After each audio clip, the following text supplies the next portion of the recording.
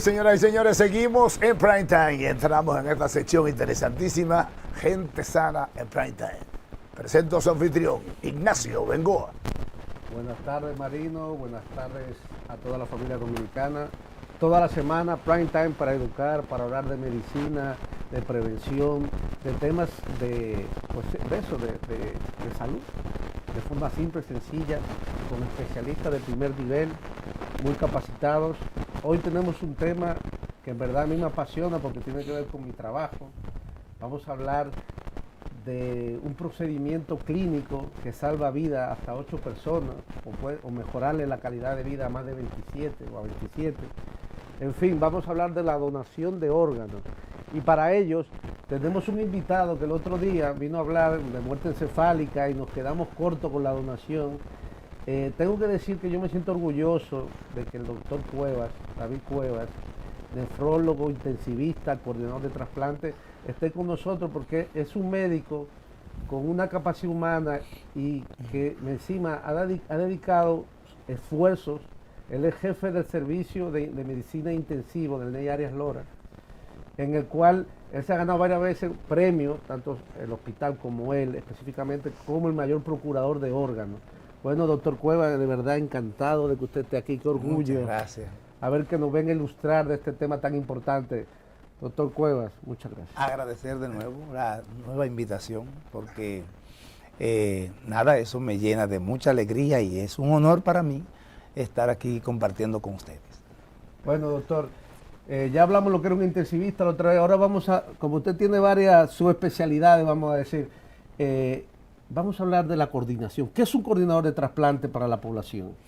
Fíjate, coordinador de trasplante, ese es el profesional, es un médico que ha hecho entrenamientos generalmente fuera del país, porque aquí, a pesar de que ya el INCOR está implementando una serie de cursos que conllevan al entrenamiento mínimo en cuanto a lo que es coordinación de trasplante de órganos, fuera del país es toda una maestría con un tiempo récord y con un entrenamiento muy intensivo en lo que conlleva al aprendizaje de cómo tú poder hacer que las personas, aún pasando el momento crítico del dolor de la pérdida de un familiar, pueda entonces donar los órganos y acepte que tú puedas hacer la procura. Entonces, eso es el coordinador. Decía el doctor Rafael Matesanz, que tú lo conoces muy bien, Claro. Fue prácticamente el artífice de todo lo que es la ONT, o la Organización Nacional Trasplante de España, el mayor país actualmente y líder en lo que es donación y trasplante. Él decía que el coordinador de trasplante era ese ente fundamental, como ese ratón de hospital que estaba ahí a la vanguardia para hacer crecer este programa de lo que es donación trasplante, porque un coordinador de trasplante es el que tiene que ver con toda la organización, con toda la planeación y con todo el soporte y la plataforma que conlleva a que ocurra el acto de donar por la familia cuando tiene una pérdida. Doctor, excelente. La importancia de esa figura del coordinador que no está aquí, vamos a decir, estipulado en los servicios, y que el doctor Morales, que es el director, ha luchado toda la vida porque los nombres se cree esa plaza que es tan importante en los hospitales. Bueno, ya que hemos hablado de la importancia de la coordinación, doctor, ¿qué es un donante de órganos? Fíjate, un donante de órganos puede ser vivo o puede ser fallecido, Okay. Porque tú puedes ser donante, yo puedo ser donante, Marino puede ser donante, podemos cada uno decidir, vamos a donar un riñón a quien lo necesite. Okay. Entonces nosotros somos donantes. O sea, de manera espontánea. Efectivamente, y vivos, ¿verdad? Podemos permitir que nos extraigan un poco de nuestra piel, de un punto de nuestro cuerpo, para donarlo, que a mi hijo, que a un amigo. Sí. eso, un donante no es más que ese ser humano altruista, generoso, que decide ayudar o colaborar con la calidad de vida de otro ser humano, o ese fallecido cuya familia generosa entonces decide donar todo o una parte de lo que pueda ser utilizable para salvar vidas o para mejorar la calidad de vida de otros. Entonces, eso es un donante. No es más que ese ser humano altruista, generoso, bien sea fallecido, vivo o fallecido, cuyas familias también entonces se solidarizan, pero que está en perfectas condiciones, ¿verdad? Que sus órganos están en perfectas condiciones de salud para poder ser trasplantado a otro cuerpo. Doctor, usted mismo lo mencionó. Algunos decimos, es el ángel de la salvación de las personas que sufren. Excelente. Doctor, usted mismo lo dijo ahí. ¿Qué órganos se pueden donar de vivo? ¿Qué órganos se pueden donar de cadáver? Efectivamente. Vamos a ver. Como vivos, bueno, tenemos 2 riñones, podemos donar uno.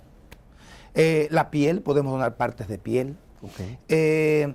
Podemos donar de vivos una porción hepática del hígado. Tú sabes que el hígado tiene la capacidad de hiperplasia y de hipertrofia. El hígado es un órgano que se regenera por sí. A usted le extraen un pedazo de hígado y es posible que en un par de años ese hígado vuelva y esté completo. Entonces, podríamos donar un pedazo de nuestro hígado. Correcto. Esos son generalmente los vivos, ¿verdad? Okay. Y los órganos que son pares, que podemos donar, por ejemplo, en el caso de riñón, etc. Entonces, de cadavérico, podemos donar de cadavérico prácticamente todo. ¿Cómo va a ser? Claro, una mano. Excepto cerebro, que se resiste a donarse. Pero de fallecido se donan tejidos, incluyendo, tú sabes, la piel. Ya la piel de los fallecidos se puede tomar, se puede guardar y se puede donar a pacientes con grandes quemaduras, claro sí. Pacientes con grandes pérdidas de tejido. Esa piel se puede donar. Se puede donar huesos, se puede donar músculos, se puede donar tendones, se puede donar válvulas cardíacas, se puede donar rostro. ¿Los rostros? ¿Cómo va a ser? Claro que sí, Marino. Alguien muere en muerte cerebral y hay un infeliz que quedó sin rostro porque se le destruyó por lo que fuere. Y el rostro de aquel podría tomarse y conectarse. ¿Y la apariencia? Eso sí, va a tener la apariencia del que le está donando. Claro. Creo que de hecho, hay un actor famoso, sí. No sé si fue el que escribió la obra de Cristo, de la Pasión de Cristo. 1000 caras. Hubo uno que tenía varias caras. Que ese tiene una historia de que él tuvo una deformidad de rostro y él encontró un donante de rostro. No recuerdo cómo se llama ese actor. No tengo conocimiento. Y entre tantas cosas, por ejemplo, allá donde yo me entrené, se le preguntaba a la familia, recuérdate, a la hora de hacer la petición, ¿usted está de acuerdo con ayudar a otras personas donando los órganos de su familiar, ya que él mismo no tiene ninguna enfermedad que le impida donar, ningún virus que le impida donar? Y entonces la familia muy generosa decía, sí, doctor. Entonces ahí viene la otra pregunta, ¿qué querría donar y qué no querría donar? Entonces la familia decían, todo, doctor, todo lo que sirva. Y entonces nosotros nos apoderábamos de todo. Pero ahí viene la educación nuestra, ¿verdad? Y nos impide hacerlo. Fíjense que es un escollo para el desarrollo de la donación de órganos. ¿Por qué motivo? Porque hay que velarlo, el cadáver, y entonces ¿cómo lo haría? ¿Cómo llenaría ese vacío tradicional, ¿verdad? Es normal, que es lo que hace eso gente. Usted dice en relación a la figura, el cuerpo presente. Para evitar la deformidad. El cuerpo presente, para que es lo que va a velar la familia, ¿verdad? Hacer un velatorio, una funeraria, tiene que tener ese cuerpo ahí. Y ya ese cuerpo, cuando se pasa el tiempo, que es el que le dan que pudiera entrar en descomposición, ¿verdad? Entonces ya para enterrarlo, eso es un escollo para que esa persona pueda donar los órganos de... Déjame yo ayudar un poco, Ajá. déjame ayudar un poco a Vamos a Marino. ver. Sí. Yo creo que Marino va por ahí. Ajá. Doctor, esa pregunta se le iba a hacer, pero Marino siempre se adelanta. Marino siempre... Como Muy viene, inquieto, Marino, Como muy viene de inquieto. amarillo, él viene así como prendido. Mira, doctor, lo que quiere decir Marino, cuando la gente dona, se mutila, está mutilado esa persona, ¿cómo lo vamos a velar? Eso es lo que quiere preguntar Marino. Que de hecho hay pacientes de familia que me lo han preguntado. ¿Qué pasa ahí, doctor? Hay familiares que me han dicho, doctor, y Eso es su entonces, preocupación. ¿qué es lo que yo voy a velar? Porque si me le van a sacar a mi paciente los riñones, el hígado, el corazón, ¿qué es lo que yo voy a velar? Ok. Bueno, es cierto que se extrae órganos sólidos del cuerpo, ¿verdad? Pero el cuerpo no se deforma, porque los médicos encargados de hacer las extracciones a la vez se encargan de hacer los rellenos del lugar para que ese cuerpo luzca intacto, para que ese cuerpo luzca remozado y para que ese cuerpo no se vea deforme. Entonces, si bien es cierto que extraemos los órganos sólidos, también es cierto que se hace toda una reingeniería de ese cuerpo para que quede tal cual estuvo antes de las extracciones. De hecho, recuérdate que los pacientes, por ejemplo, que donan todo, también van los huesos.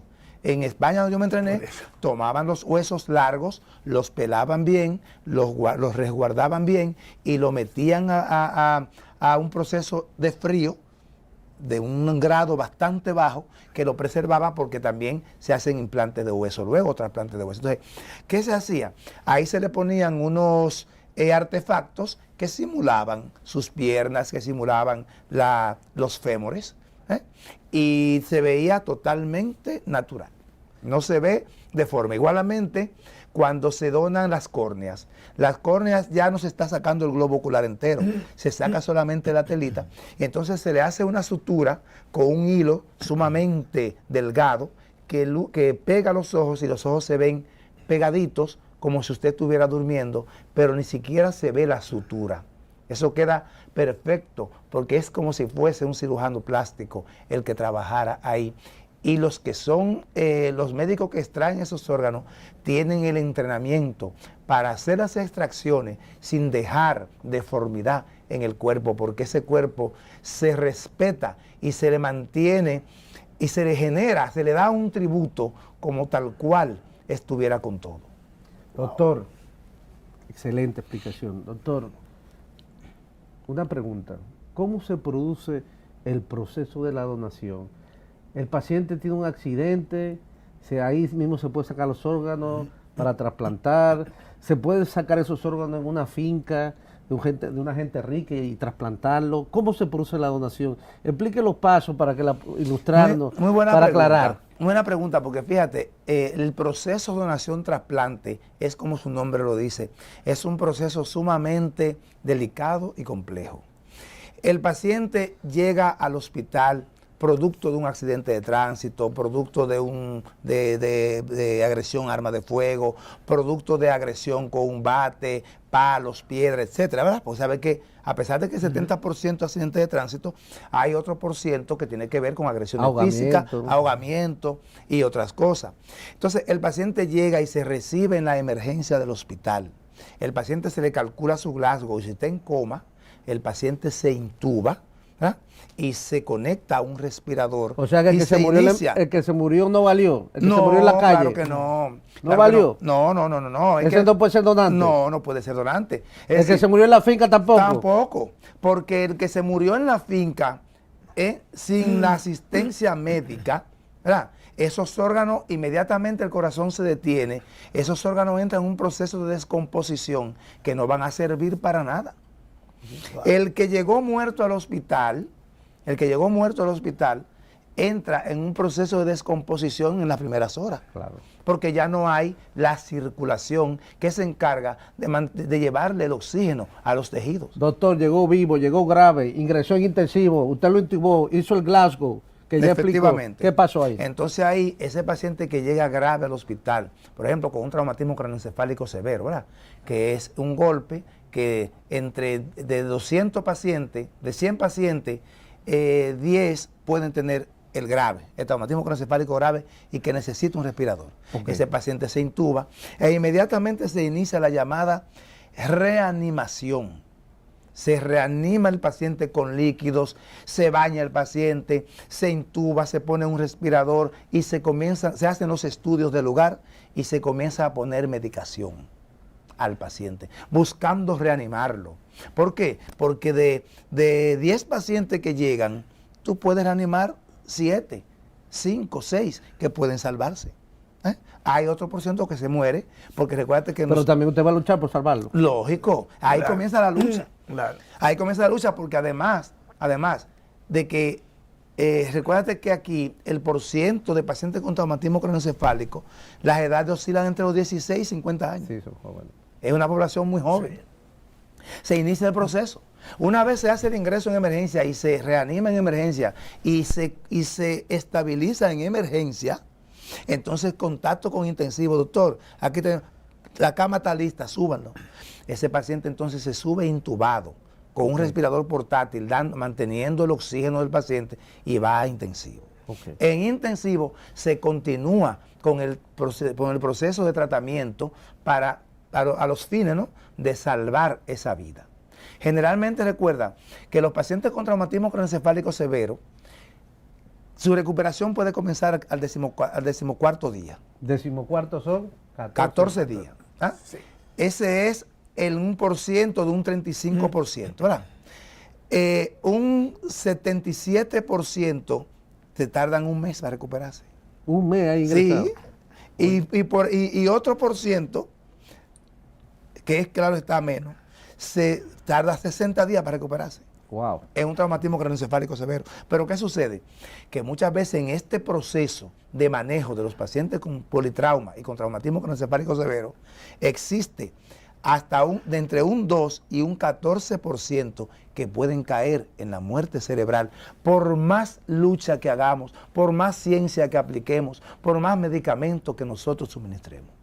Y eso son lo que vale. Entonces, lamentablemente, esos pacientes que caen en muerte cerebral, que pueden oscilar en las unidades intensivas con neurocirugía, entre un 8 y un 28% pueden ocurrir. Oye. Entonces, una vez se detecta que el muchacho, la muchacha, el señor no mejoró luego de todos los tratamientos y te muestra signos evidentes de muerte cerebral, entonces ahí se abre toda una pléyade de estudio para tú confirmar que el cerebro murió. Wow. Después que usted hace esa pléyade de estudio y confirma que el cerebro murió, con todo un equipo médico trabajando ahí, entonces ahí ya el coordinador de trasplante entra desde que el paciente llega al hospital con un Glasgow por debajo de 7. ¿Por qué? Porque los pacientes que tienen un Glasgow por debajo de 7, hasta un 30% puede caer en muerte cerebral o en muerte encefálica. Eso es lo que O sea que sería- de 10 que sí. entren así, 3. Podrían Sí, eso es terminar lo que, sea, en lo muerte que cerebral. mantiene con respiración artificial. Efectivamente. Entonces, ese ya fallecido, que tiene todos los signos clínicos de que su cerebro murió, a pesar de todos los esfuerzos de nosotros, Sí. entonces comenzamos a investigar a profundidad si realmente murió con estudios complementarios, instrumentales, entiéndase, resonancia magnética, entiéndase, tomografía computada, entiéndase, electroencefalografía, entiéndase, Doppler transcraniano, que es un estudio sumamente, altamente sensible y específico para determinar la muerte cerebral. Hay una cosa que no muere, que se mantiene vivo, es la esperanza de los familiares. Eso sí. Y entonces ese paciente va a durar mucho más tiempo por la insistencia de los familiares, esperanzados en que pudiera mejorar. Lamentablemente, ¿En qué tiempo ya ese paciente, por la insistencia de los familiares, mantenerlo ahí, puede ser que caduque? sí, de todos modos? claro. Después que el paciente entró en muerte cerebral, confirmado por clínica, por estudios, son entre 3 y 24 horas viables para el corazón detenerse. Y después que el corazón se detiene, los órganos se pierden. Pero lo que pasa es que la esperanza que tienen los familiares, porque el sistema artificial lo mantiene. Pero ¿qué latiendo. pasa? ¿Qué pasa? Que ahí entra entonces lo que mencionaba el doctor, el coordinador de trasplante. Entonces ese coordinador, junto con el intensivista, se reúne con la familia y le explica todos los procesos que de hecho la familia en el día a día se le va dando una información de cómo va mejorando o cómo va empeorando su familia o si está estacionario en las unidades intensivas. Todos los días después que ellos van y ven sus pacientes, entonces tanto el gerente como los demás intensivistas se sientan en una oficina a conversar con la familia acerca de la gravedad de su paciente diario. Es un seguimiento diario.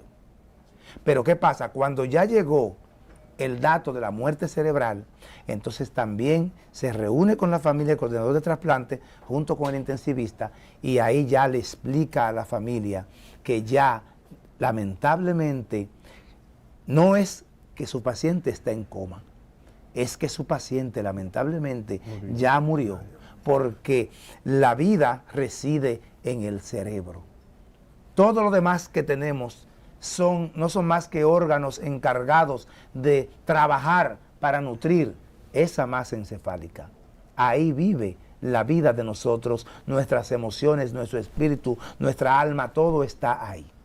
Y sin eso ya no somos nada. Entonces ahí le explicamos a la familia la situación de su familiar que ya está fallecido, y ahí a la vez entonces comienzan a darse las pinceladas de que ese fallecido podría vivir en otras personas, aunque sea fraccionado. Es decir, su hígado, sus riñones, sus córneas podrían vivir en otra persona que además está sufriendo y que necesita tener una calidad de vida. Entonces ahí apelamos a la solidaridad, a la generosidad y al altruismo de la familia. Doctor, esa explicación fue brillante. Estamos de verdad encantados. Doctor, entonces, siendo un país, ¿no?, según las estadísticas, con tanto accidente de motor, de automóviles, ¿por qué cuáles son las causas de tanta negativa? ¿Cuáles son las causas? ¿Por qué el dominicano no dona? Aunque sí, parece ser que cada vez estamos mejorando, pero ¿cuáles son las causas, doctor? Más frecuentes. Realmente, la causa más frecuente de la pérdida del donante, exacto, que sabe que ya hablamos de donante idóneo, porque hay donantes que por contraindicación médica no podemos utilizar sus órganos, y a ese tipo de donante nosotros no aplicamos el protocolo, ¿sí? Okay. No hacemos la petición a la familia. Pero el donante idóneo, que es ese paciente fallecido en muerte cerebral, que no padece de ninguna enfermedad, generalmente son gente jóvenes, porque un accidente de tránsito te mata, pero tú no sufrías de nada. De hecho, fue una muerte súbita que no se esperaba, de hecho. Entonces, ¿qué pasa? La negativa familiar son las causas que todavía siguen siendo más frecuentes aquí de la pérdida del donante. ¿Por qué? Porque todavía la familia lidia con muchos tabúes. Sí. El tabú de que qué es lo que voy a velar, si ya me lo están entregando vacío, un cuerpo vacío. El tabú de que me va a doler más y doble si dono los órganos de mi papá o de mi mamá. Oiga, entonces me dolería doble, doctor, como me han dicho. El tabú, hay un tabú importante que tú no sabes, ahora mismo te lo voy a decir. Entonces, doctor, me dice su madre a mí, ¿y qué usted pretende? ¿Meterlo al quirófano con el corazón latiendo y matármelo de adentro para sacarle los órganos? Claro. Porque ella no ha entendido que ya se murió, que está en muerte cerebral. No han entendido. Sí, ahí entra en juego también la educación del pueblo dominicano. Sí, ahí están todos esos tabúes que están como fantasmas ahí, que están impidiendo que tengamos éxito en la petición de órganos. Doctor, nos están ganando el tiempo siempre nos gana. El tiempo no es ¿Cómo podemos? Vamos, nos quedamos cortos otra vez. Doctor, rápidamente, unos minuticos, ¿cómo podemos ayudar a crear una cultura? ¿Cómo podemos aumentar esa donación? ¿Cómo podemos hacer que el dominicano, la familia dominicana, tenga la conciencia? 2 minutos, doctor. Fíjate, lo primero es continuar educando. El INCOR ha hecho un trabajo maravilloso y fenomenal desde sus inicios, por allá por el 2008. Ha ido por las escuelas, ha ido por las universidades, ha ido por los pueblos, pero hay que hacer más. Hay que retomarlo, hay que volver a los pueblos, volver a las escuelas, volver a las iglesias, invitar a los estudiantes que vengan a los hospitales trasplantadores, que vengan a los hospitales generadores, y sembrar en la nueva generación ese espíritu de donación, ese espíritu de altruismo, ese espíritu de humanización, ese espíritu de entrega hacia los demás.